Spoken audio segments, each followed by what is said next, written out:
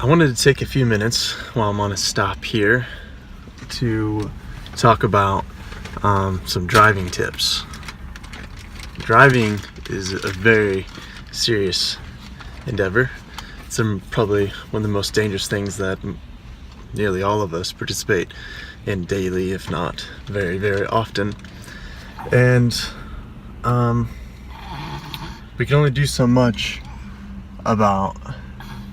Is this guy behind me trying to get through? Kind of seems like it. Well, there's other spots. I'll go park somewhere so he can have this.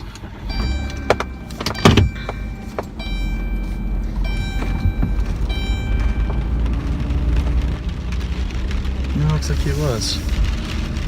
Well, let's see.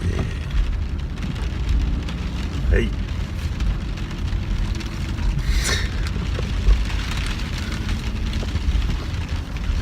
All right.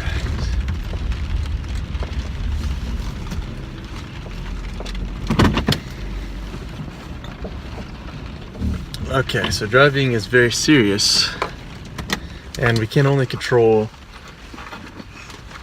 so much so of what other people do. So what I attempt to do is remain really sensitive to my environment. I say that, but I got in a really bad car accident 2 weeks ago, in which there's nothing I could do to avoid it. So you can't be perfect, but I think I've avoided many accidents because of that. You know, someone coming into your lane, someone peeking out too far whenever they're coming at you into your lane or something like that. And so a few of those methods, get into it. Here's Charlotte. We're gonna stop.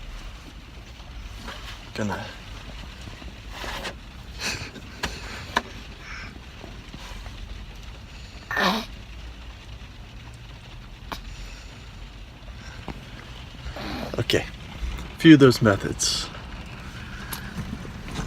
Number one is simply breathing. It's very easy to grab onto the steering wheel, especially on a day like today. I got the wind blowing at 40 miles per hour, trying to pull me off the side of the road. So to breathe, not be too tense and up here. So breathe into the belly and just stay relaxed and find a nice centered place.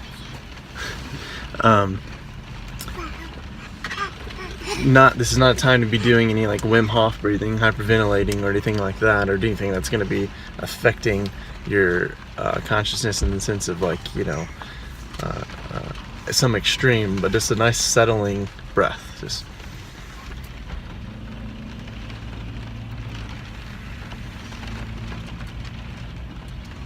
into the belly.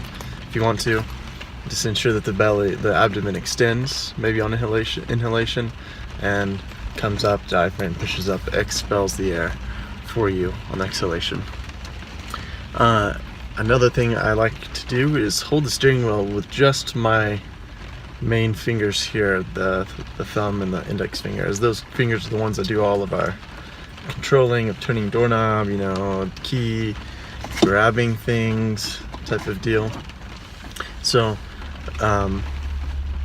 grab the steering wheel with just these fingers here and maintain a certain sensitivity on the steering wheel versus gripping it and kind of having and embracing with the lower fingers down here and holding on tight. That when you pull in those fingers there, it causes tension through the top of the arm and it sends it back through, and it just makes for the shoulders come up and you end up very sore. I mean, I'm driving 12 hours, so if you've ever driven a long distance like that, then you know what I'm talking about. It just takes a real big toll on your body. So holding with these two fingers and just kind of gently guiding the vehicle in the direction it needs to be and just remaining sensitive. So sensitivity is what I'm getting at mostly here. And so the breath pulls us into our body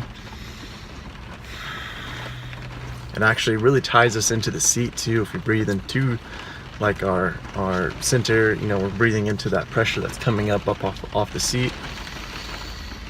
And then our other contact point with the other contact points with the vehicle are our fingers, our hands as we're guiding the wheel. Of course, if you're driving a manual, there's that. And so we have a sensitivity to what our actual contact and control of the vehicle, and then of course you have your foot pressing on the gas and swapping over to the brake. And there's obviously a sensitivity to be developed there, in which you don't want to gun it too much or brake too hard.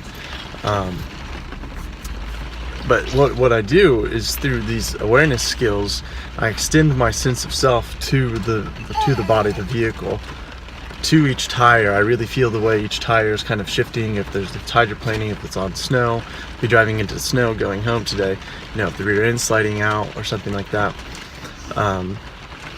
And then larger than that, I take on other people into my body. Like, I take that into my senses.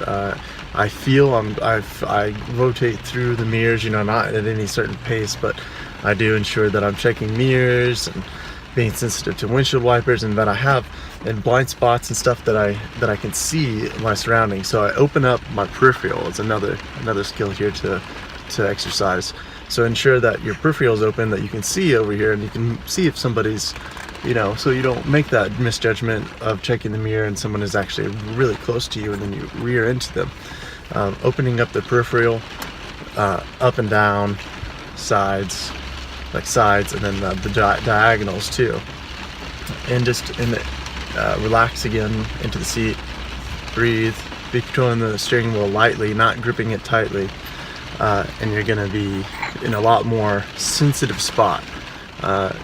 Language around that might be like you're acting in the parasympathetic mode versus sympathetic, and you're listening, you're soft, you're not controlling, you're working with your environment versus working against. See, if I grip the wheel hard and I'm like, this is my road, versus I'm working with this road and other people, then what's going to happen is, if something a little bit upsets that, then you have to let go, maneuver again. So instead, I'm already here, I'm ready, soft, I'm ready, I'm present, I'm relaxed, but I'm also active, I'm working with, participating. And so action needs to be taken, action is taken, versus tense, have to release, take action to make a maneuver. Of course, I can just do this, but see, of course, this motion is very, right? So we want to make movements in soft manners. Hi. And a last tip is to just take breaks when you're driving. Get out, stretch out your back. If you're anything like me, then you've probably got a lot of tension building up in the lower back when you're driving, just because of the way you're sitting on you're sitting on your like the butt wants to like curl out. So instead, make sure you tuck that tailbone in a little bit and get the so that you have a little bit of a C shape in your spine versus kicking out the butt and the weight loading on top of the lower part of the spine.